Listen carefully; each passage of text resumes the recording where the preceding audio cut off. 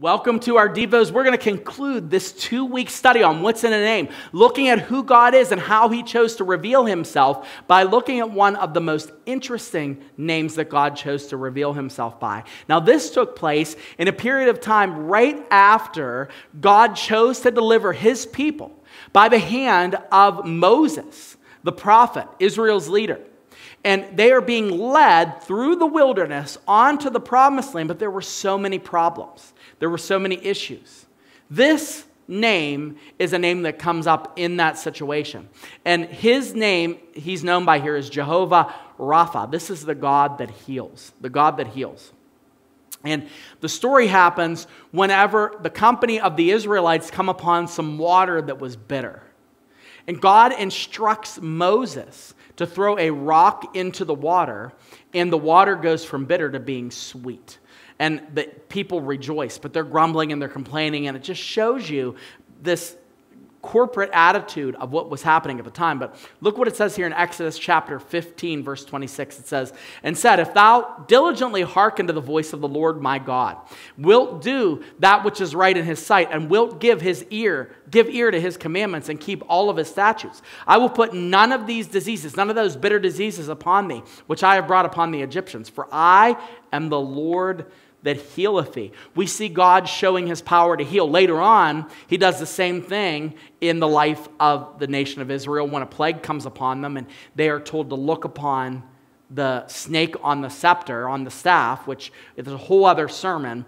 But we see God's capability of healing. But this shows you what God is able to do. He's able to heal.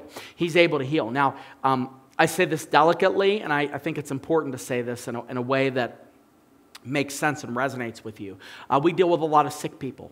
We deal with a lot of people that are dying. We deal with people that struggle and they have massive things that happen to them. They get in car accidents. I've been in ministry now for 18 years, and that side of things never gets easier. And tragedy can happen to any of us at any time. It doesn't matter how holy you are. It doesn't matter how careful you are with your life. It doesn't matter.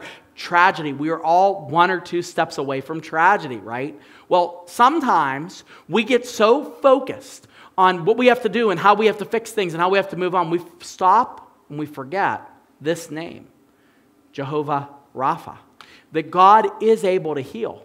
He's able to heal. He can heal. He is Jesus. Think of Jesus as the great physician, right? When we think of this, it's real difficult to walk the balance of whatever God wills, and I'm going to pray that God heals. So here's what I do.